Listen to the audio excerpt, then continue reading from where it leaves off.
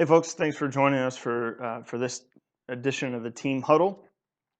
So today's topic is going to focus on stretching and flexibility, and kind of go a little more in depth, not specific stretches or anything like that.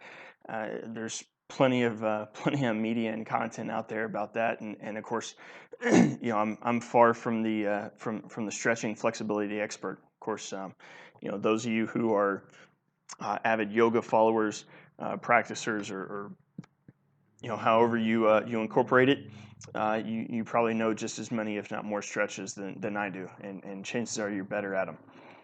But a couple of key things, especially if you're looking at post workout stretching, or just stretching in general. Let's say if you're doing it as a standalone session for a recovery day, if you're doing it in the evenings, maybe you got a goal of stretching 10-15 minutes every night, something like that.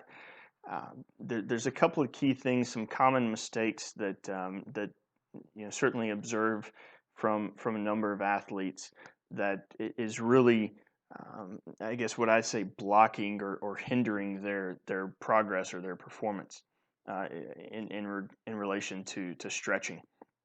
So, uh, first and foremost, it's about relaxing, right? I think, and it seems kind of redundant to say that, but so many times athletes end up they try and push the flexibility and the stretching so far that it gets to I almost say an uncomfortable or extremely uncomfortable uh, extremely uncomfortable position to where their body can't relax, and then therefore you actually cause more tension than you do actual, relaxation or flexibility. And so as one of my mentors said to me, which was probably one of the biggest takeaways from that particular course, is that one of the keys to flexibility and stretching is to try and get the muscle or the area non-weight bearing. Right. So if you think about the traditional hamstring stretch, lower back stretch, whatever, it's stand up, feet together, to bend over, touch your toes. Well, just the fact that yes, you're going to feel a stretch, but because you're actually, your feet are weight bearing, your legs are having to maintain some sort of tension, some sort of contraction, even the slightest bit, just to maintain your balance and stability. So, if you truly do want to focus on just using the hamstrings, for example, then try and get to a position to where there is no stress on your hamstring, right? Obviously, that means lying down or in seated position, something like that. But again, those are going to be optimal, right? Now, uh, not every situation allows for that. That's understandable, but again, getting the best case scenario, right? So, even for example, just doing like a kneeling stretch, right? And just allowing that front leg to relax, shifting the weight into the back leg, even you're minimizing the strain and the tension, stability that's being required from that front leg. Same with calves, calves growing stretches as well. Some of the best growing stretches that I've witnessed and experienced is simply just lying on your back, right? Bring your feet in together and let your knees fall out. There's no strain, again, no weight bearing demand or requirements of your lower body at that position, and just letting your knees fall out and then controlling your breath, controlling your breathing is just going to naturally get that stretch and lengthen through the groin. Um, is it going to stretch near as far, uh, or as far as if you were, say doing a deep side lunge or something like that? No, not at all.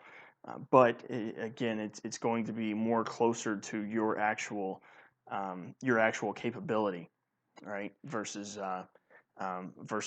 forcing into it, and you end up, it kind of rebounds back to where it was because it was tighter. So that's key number one. Again, relax, try and get the weight off of it. Um, once I actually got that little nugget of knowledge, uh, completely shifted the approach that I took in terms of post training and post match recovery with athletes. Uh, you know, shifted the series of stretches to where everything um, was either kneeling or seated. It was on the ground.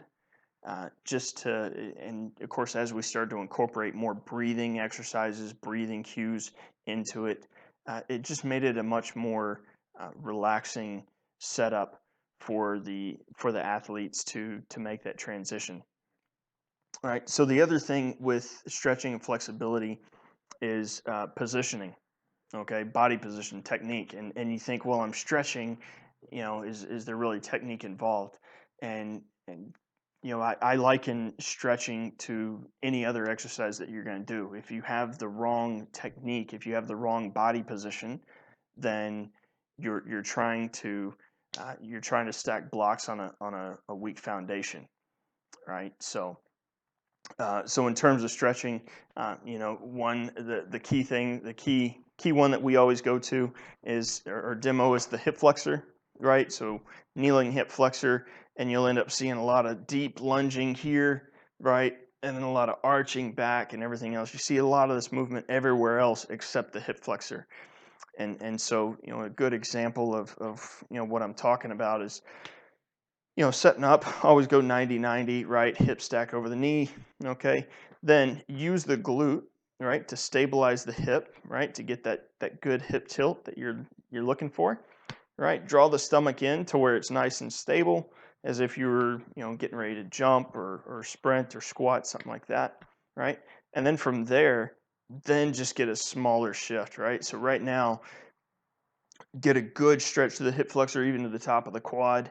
Okay, but again, minimal movement. Whereas, those athletes that are sitting here and they're doing this, chances are their hips are tilting, their back is arching to compensate for that lack of mobility in the hip.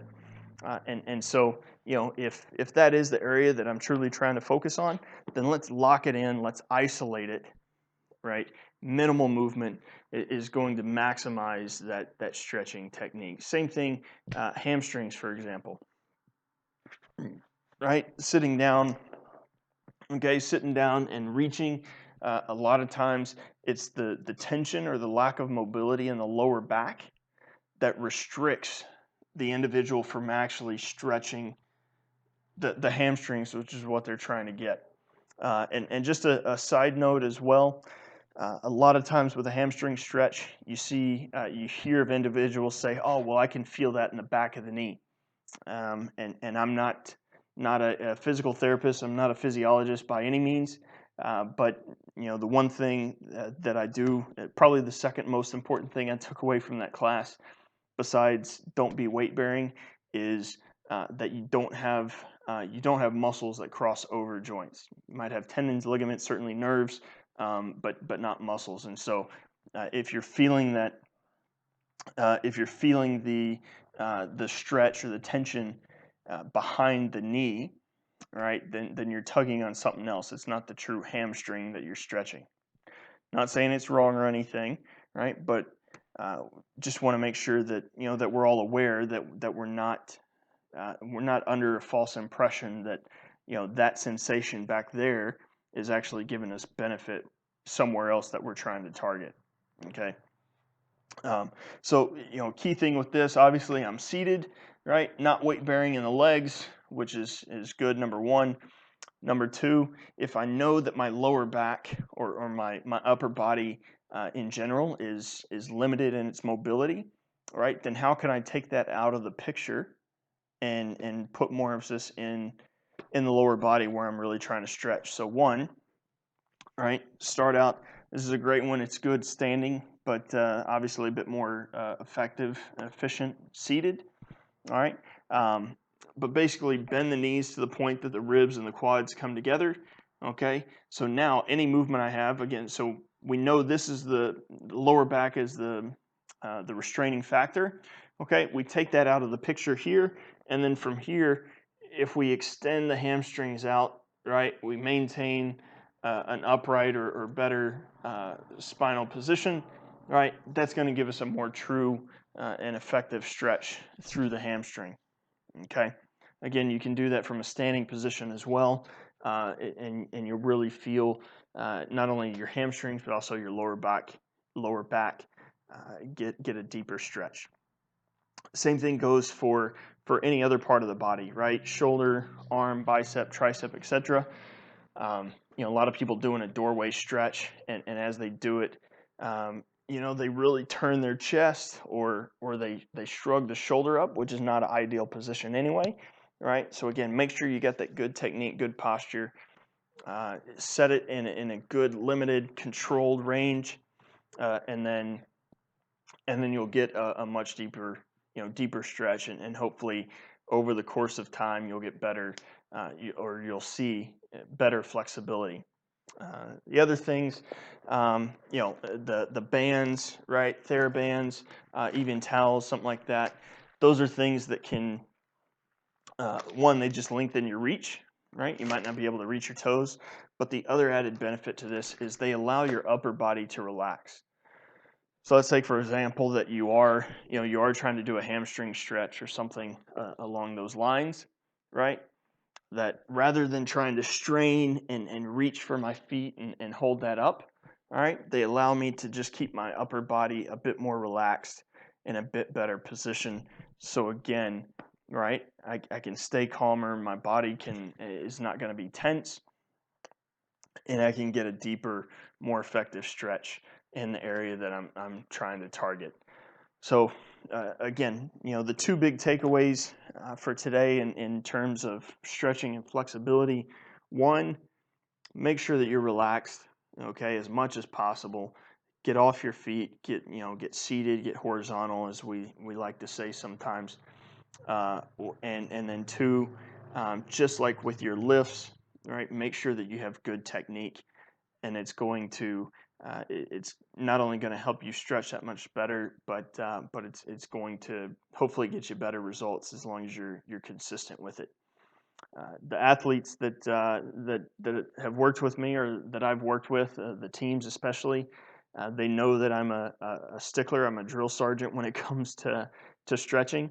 I know that, and that's just one of my faults, one of my work-ons for the as a coach is that I'm more apt sometimes uh, to critique athletes on their stretching as much, if not more, than other parts of their performance. Getting athletes to say it's very common to want to chat and talk and crack jokes and everything else, but if even if it's just 5 minutes, 5 minutes of just silence and focus on your breath. It not only does it allow you to transfer or transition into that recovery phase, that recovered state, but you're going to be a lot more effective with your stretching in that 5 minutes, and then you can get on with whatever it is, whatever kind of jokes, games, or gossip you want to get into after that. So again, right, relax, okay, relax, rest, and posture technique for your stretching. If you have any specific questions about stretching certain areas, certain body parts, certain muscles, something like that, feel free to leave us a message. Again, there's plenty of content out there to show you types of stretches, or what types of stretches, or how to organize it. But again, those are just two common mistakes that I've observed in my coaching that make a big difference with the athletes who actually follow it. So if you have any comments, any feedback, leave a comment, send us an email, send us a direct message. Let us know how it goes. Let us know how it works for you. And other than that, stay healthy, stay active, keep working.